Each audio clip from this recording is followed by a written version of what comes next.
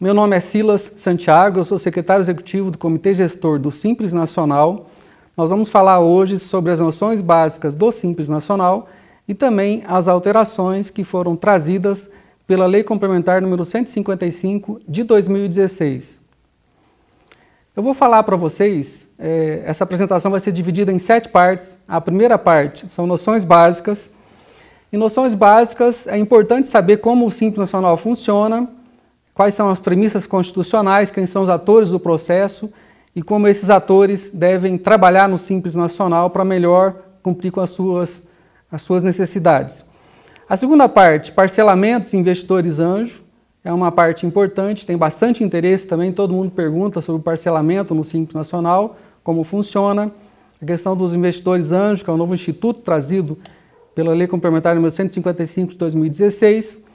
A parte 3, um núcleo do sistema, os novos limites, né, as mudanças no Simples Nacional com relação ao limite de faturamento, então é importante conhecer esses novos limites. Também fase de transição, quem está em 2017 e atingiu determinado patamar de faturamento, ele pode ou não continuar no Simples Nacional a partir do ano que vem. Na parte 4, nós vamos falar das novas tabelas, novas atividades. Tem algumas atividades que foram autorizadas a optar pelo Simples Nacional a partir de 2018.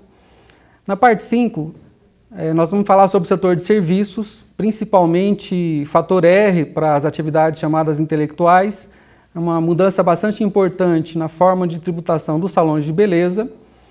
Na parte 6, nós vamos focar no microempreendedor individual, novos limites também de faturamento para o MEI, o microempreendedor individual, algumas ocupações que foram autorizadas agora para 2018, algumas foram suprimidas. E finalmente, na parte 7, nós vamos falar sobre autorregularização, malhas fiscais, combate a fraudes e cessão de mão de obra.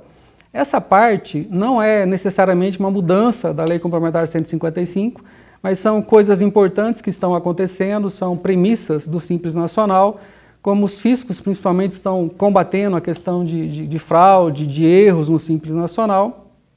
Cessão de mão de obra também é importante por conta da questão da terceirização, que está muito em voga, a questão da reforma trabalhista. Então, a parte 7, nós vamos fechar esse programa do Simples Nacional, novas atividades, novas mudanças, novas premissas e as mudanças trazidas pela Lei Complementar número 155 de 2016. Vamos começar então a parte 1, noções básicas. Primeiro, nós temos que falar da questão constitucional, né?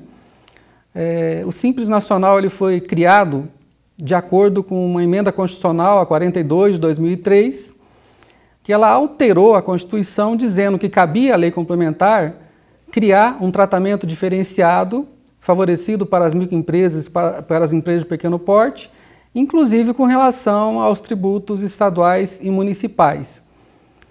E essa emenda constitucional, no seu parágrafo único do artigo 146, ela deu as premissas para esse regime simplificado tributário destinado às microempresas e empresas de pequeno porte. São coisas importantes, por exemplo, esse regime ele é opcional para o contribuinte, mas ele não é opcional para os fiscos. Então, a Receita Federal, Estado e município não pode optar por participar do Simples Nacional. Isso está já obrigatório que todos participem do Simples Nacional. A questão de ser opcional é importante porque a empresa, auxiliada pelo seu profissional de contabilidade, empresas de serviços contábeis, elas podem avaliar se compensa ou não optar pelo Simples Nacional, fazer o seu planejamento tributário e decidir, então, se compensa estar no regime ou não. Tem outros regimes tributários que a empresa pode fazer parte, né? Poderão ser estabelecidas condições de enquadramento diferenciadas por Estado, que são sublimites. Apesar de nós termos o limite total do Simples Nacional, que vai mudar a partir de 2018, os Estados podem estabelecer condições diferenciadas para recolher, para que a empresa possa recolher o ICMS ou o ISS no Simples Nacional. A emenda constitucional 42, ela determinou também que esse recolhimento no Simples Nacional vai ser unificado. Então, é uma grande alteração, são todos os tributos do Simples Nacional recolhidos numa única guia, que é o documento de arrecadação do Simples Nacional, o DAS, e não tem retenção. Então, depois que a empresa paga o documento de arrecadação do Simples Nacional, esse valor, 2 dias depois, ele vai automaticamente tanto para o Tesouro Nacional com relação aos tributos federais, como vai para o Estado ou para o município com relação ao ICMS ou ao ISS. E o último item que foi trazido por essa emenda constitucional diz o seguinte, que a arrecadação, a fiscalização e a cobrança poderão ser compartilhados pelos entes federados e sendo adotado um cadastro único de contribuintes. Foi a senha para que, por meio do Simples Nacional, tanto a Receita, Secretaria de Fazenda dos Estados, Secretaria de Finanças dos municípios, viessem a trabalhar de forma conjunta nesse controle do Simples Nacional, arrecadação, cobrança, cobrar as empresas, atuar efetivamente no Simples Nacional, fazer as fiscalizações. Então foi uma determinação constitucional para essa atuação conjunta dos fiscos no Simples Nacional. Com base na emenda constitucional, então veio a Lei Complementar número 123 de 2006, que criou o Simples Nacional, mas não fez só isso. Essa lei ela cria todos os parâmetros para microempresa e empresa de pequeno porte. Ela define limites, critérios de enquadramento, ela traz tratamento diferenciado não só tributário, em outras áreas também, tem inúmeros capítulos essa lei complementar. Por exemplo, na parte de abertura, alterações e baixas, que a parte de legalização e funcionamento das empresas, ela trouxe mudanças significativas. Com relação a crédito favorecido para micro e pequenas empresas, disposições favorecidas para exportar associativismo, para elas se juntarem em sociedade de propósito específico, por exemplo. Preferência em compras governamentais, a microempresa, empresa de pequeno porte, ela tem preferência para vender tanto para o governo federal, quanto para os estados e municípios. Isso é bastante importante, porque faz desenvolver essas micro e pequenas empresas e cria, é claro, o Simples Nacional, que é a parte tributária, que é o regime tributário simplificado para o Simples Nacional, que determina o compartilhamento do cadastro, arrecadação, fiscalização e cobrança, como já disse a própria emenda constitucional número 42 de 2003. A administração do Simples Nacional ela é feita de forma conjunta, não é uma administração feita exclusivamente pela Receita Federal. Nós temos um comitê gestor do Simples Nacional, criado pela Lei Complementar 123, que tem 8 atores, 8 dirigentes, né, que fazem parte, 8 conselheiros que fazem parte do comitê gestor do Simples Nacional. 4 deles são da Receita Federal do Brasil, um deles é o próprio Dr. Rachid, o secretário da Receita Federal do Brasil, é o presidente do comitê gestor.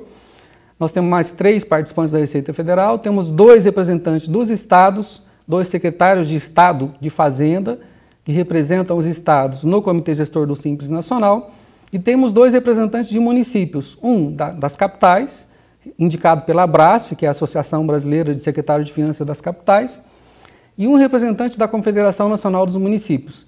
Esses 8, então, aprovam as resoluções do Comitê Gestor do Simples Nacional, que funciona como regulamento do Simples Nacional. Nós não temos aqui um decreto presidencial regulamentando o Simples Nacional. Nós temos a lei complementar e abaixo da lei complementar nós já temos as resoluções do Comitê Gestor do Simples Nacional que regulamentam o Simples Nacional. E abaixo desse Comitê Gestor tem a Secretaria Executiva, onde nós trabalhamos, e onde nós operacionalizamos as decisões do Comitê Gestor do Simples Nacional. Atores do processo, é bastante importante entender quem faz o quê. O Comitê Gestor, como eu já disse, regulamenta o Simples Nacional e cria soluções de tecnologia, aplicativos, o próprio aplicativo de cálculo, que é o PGDAS-D, né, os contadores conhecem por esse nome, ele está disponível no portal do Simples Nacional. Então, essa parte de regulamentação e soluções de tecnologia, elas são efetuadas pelo Comitê Gestor do Simples Nacional e a sua Secretaria Executiva, os seus grupos técnicos. A Receita, os estados, o Distrito Federal e os municípios atuam efetivamente junto ao contribuinte. Eles são atores operacionais.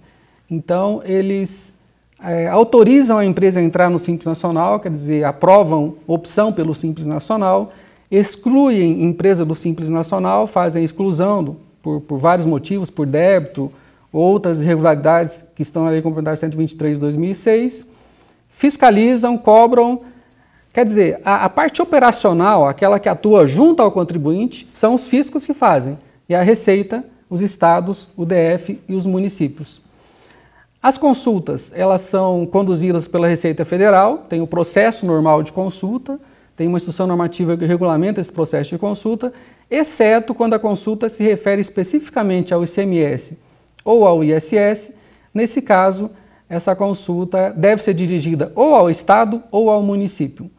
Com relação à dívida ativa, a Lei Complementar trouxe o seguinte: a inscrição em dívida ativa, execução judicial é feita pela PGFN, Procuradoria-Geral da Fazenda Nacional. Até porque, segundo os congressistas da época, que fizeram a Lei Complementar 123, tem muitos municípios que não têm capacidade, não têm estrutura para promover essa inscrição em dívida ativa e a execução judicial. Mas aqueles que têm capacidade de fazer essa inscrição e têm interesse também em conduzir a dívida ativa e conduzir o processo judicial, nesse caso, se o Estado, o DF ou o município decidir fazer o convênio com a Procuradoria-Geral da Fazenda Nacional para gerir a sua dívida ativa e gerir o seu processo judicial, esse Estado, DF ou município, então vai passar a conduzir essa dívida ativa e conduzir a sua execução judicial do ICMS ou do ISS, se for o caso. Com isso, nós terminamos a parte 1, que eu falei sobre as noções básicas do Simples Nacional, que são bastante importantes para que todos conheçam como o Simples Nacional funciona, quais são as premissas constitucionais, quem são os atores do processo e como atuar no Simples Nacional. Obrigado pela atenção.